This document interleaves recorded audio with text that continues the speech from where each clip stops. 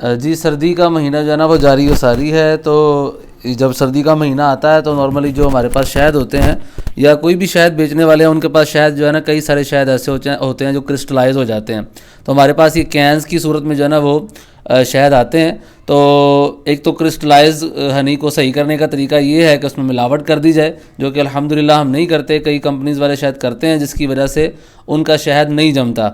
लेकिन जो एक कुदरती तरीक़ाकार है शहद को, हनी को क्रिस्टलाइज जो हनी होता है उसको लिक्विड फॉर्म में लाने का, वो ये तरीक़ाकार होता है। जिस तरह ये कैंस में हमारे पास शहद आता है, तो ये हमारे पास ये ड्रम है जिसके अंदर जो है ना ये हमने पानी डाला हुआ है और नीचे चूल्हा जलाया हुआ है, और पानी जो है ना वो गर्म होता है, जिसकी वजह से जो है ना वो हनी को हल्की हल्की हीट पहुंचती रहती है। साथ में हमारे पास ये एक छड़ी सी है जिसकी वजह से हम इसको हल्का हल्का अंदर करते हैं, मारते हैं, और जो क्रिस्टलाइज हनी नीचे बैठा होता है वो आहिस्ता आहिस्ता ऊपर आता है और हीट की वजह से वो ठीक होना शुरू हो जाता है। तो अभी इंशाल्लाह अभी हमने इसको थोड़ा सा गर्म करना शुरू किया है। आपको अभी थोड़ा सा ये देखें क्रिस्टलाइज है, हल्का हल्का, ज़्यादा नहीं है, थोड़ा सा ही है। लेकिन अभी थोड़ी देर बाद जब हम इसको थोड़ा सा हीट देंगे तो ये कुदरती प्रोसेस के तहत जो है ना, जिसमें हनी को किसी किस्म का नुकसान भी नहीं होगा और हनी जो है ना वो क्रिस्टलाइज भी हो जाएगा। क्योंकि ये जो कैन है इसके नीचे एक सलाख रखी हुई है, जिस सलाख के ऊपर जो है ना वो कैन होती है उसको डायरेक्ट हीट नहीं पहुँच रही होती, और अंदर पानी मौजूद है। जैसा कि आप देख सकते हैं ये पानी साइड पे, इधर कैमरा कीजिएगा,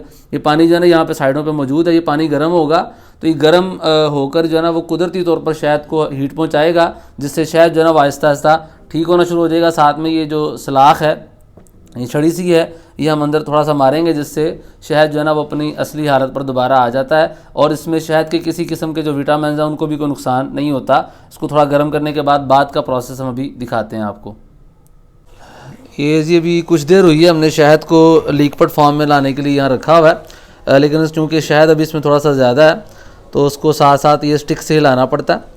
आपको दिखाते हैं। अभी थोड़ा सा ना ये क्रिस्टलाइज हुआ है शहद, ये शायद स्टिक में थोड़ा सा नज़र आया आपको। ये एंड पे जो स्टिक के जमा हुआ है ना थोड़ा सा, ये अभी हल्का हल्का क्रिस्टलाइज हुआ, अपना वो जमा हुआ है, क्रिस्टलाइज हुआ है। अब इसको थोड़ी देर इंशाल्लाह और रखेंगे तो ये शहद जो है ना वो लिक्विड फॉर्म में आ जाएगा। तो वो जैसे ही लिक्विड फॉर्म में आता है वो भी इंशाल्लाह हम आपको दिखाते हैं। अभी ये जी तकरीबन 2 घंटे कैन को गर्म पानी में रखने के बाद अब ये शहद जो है ना वो काफ़ी लिक्विड फॉर्म में आ चुका हुआ है। जो क्रिस्टलाइज हुआ था, जमा हुआ था, ये बिल्कुल इसका जमाव जो है ना वो ख़त्म हो गया।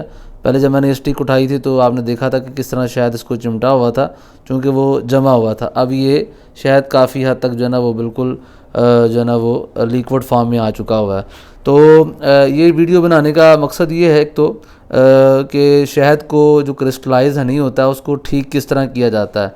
जो ये फार्म वाले होते हैं जो बड़े लेवल पे काम करते हैं, तो वो इस तरीके पर जो है ना वो शहद को पूरे कैंस अगर वो जम जाते हैं, क्योंकि फिर जम जाए शहद तो निकालना ज़रा मुश्किल हो जाता है, तो वो उसको यूँ जो है ना वो शहद को ठीक करते हैं।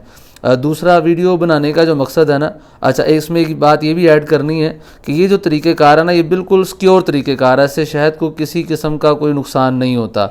ये इस ड्रम के नीचे अंदर जो है ना वो सलाख रखी हुई है, एक ना लोहे की सलाख है जिसके ऊपर ये कैन मौजूद है, और फिर इसमें पानी भी मौजूद है।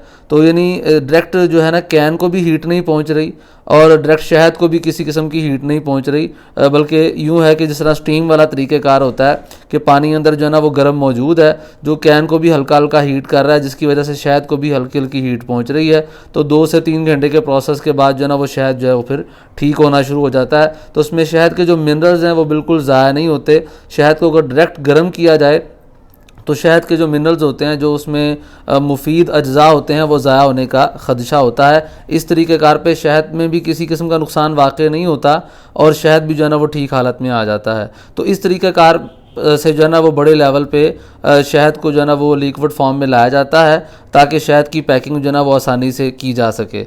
दूसरा वीडियो बनाने का एक मकसद ये भी है कि ये अवेयरनेस देना मकसूद है कि जो जितने भी कस्टमर्स हैं जो शहद की ख़रीदारी जो करते हैं, उनके ज़हन में ये होना चाहिए जो ओरिजिनल शहद होता है ना वो जमता है।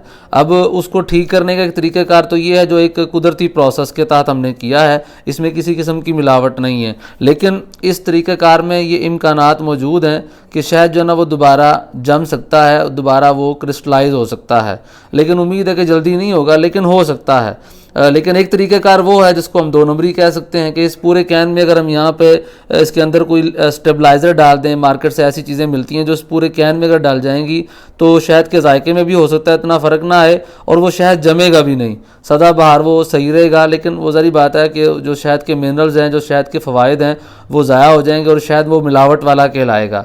तो लिहाजा जो कस्टमर्स डिमांड करते हैं ना यार शहद लिक्विड फॉर्म में होना चाहिए, तो मेरी उनसे गुजारिश है कि जो ओरिजिनल शहद होता है वो क्रिस्टलाइज होता है, वो जमता है, उसको आप उसी फॉर्म में जो है ना वो लेना सीखें।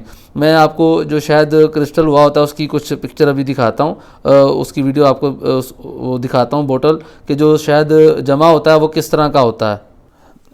ये हमारे पास ना फुलाई का शहद है जो इस तरह ये जमा हुआ है ना, तो ये जमना इसका कोई ऐब नहीं है, कोई मसला नहीं है। जो ओरिजिनल कुदरती शहद होता है वो जमता है और उसको उसी तरीक़ा पर जिस तरीक़ा पर मैंने कैन को लिक्विड फॉर्म में किया है आप इसको भी कर सकते हैं। इसको आप हल्का सा ओवन कर लें, ओवन करके जब ये थोड़ा सा नरम हो जाएगा तो इसको किसी शीशे के बर्तन में जो है ना वो निकाल के तो गर्म जो उबला हुआ पानी होगा उसमें कुछ देर के लिए रख देंगे।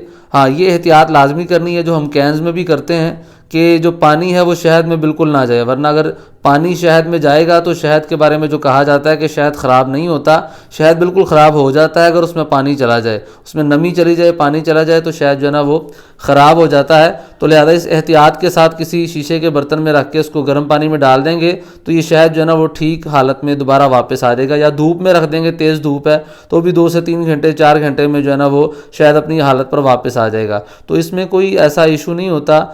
कोशिश तो यही करें और हम भी जो कस्टमर को अवेयरनेस देने का मकसद है वो यही है कि इस तरह के कस्टमर बनाना मकसूद है जो इस तरह का शहद ख़रीदें कि यार हमें इसी तरह का शहद दें, हमें गर्म कराने या करने की ज़रूरत नहीं है, हम इसको इसी तरह यूज़ कर लेंगे। मैंने एक पहले भी वीडियो अपलोड की है जिसमें ये बताया कि शहद को हम अपने घर में भी इसी तरह यूज़ करते हैं। तो लिहाजा ये जो वीडियो बनाने का मकसद है, एक तो ये बताना मकसूद है जो कि शायद बड़े बड़े फार्म वाले या बड़े बड़ी कंपनीज़ वाले नहीं बताते होंगे, वो भी शहद को इसी तरह गर्म करते हैं। जो अच्छी कंपनीज़ हैं, जो अच्छी कंपनीज़ हैं, जो अच्छे लेवल पे शहद का काम कर रहे हैं, जो मिलावट नहीं करते, वो शहद को इसी तरह गर्म करके उसको सेल आउट करते हैं जिसमें शहद को कोई नुकसान नहीं पहुंचता। लेकिन शायद वो दिखाते इसलिए नहीं होंगे कि लोग जो है ना वो बज़र ना हो जाए, नहीं जी या तो चीनी है या तो मिलावट है या तो फलाना है या तो टमकाना है, लोग फिर लेते नहीं हैं। लेकिन हमारा जो मकसद होता है वो शहद को खाली बेचना नहीं है, वीडियोस बनाने का मकसद है शहद की अवेयरनेस देना, शहद के बारे में मालूमात देना, ताकि अगर वो कस्टमर हमसे बनते भी हैं तो वो कस्टमर जो है ना वो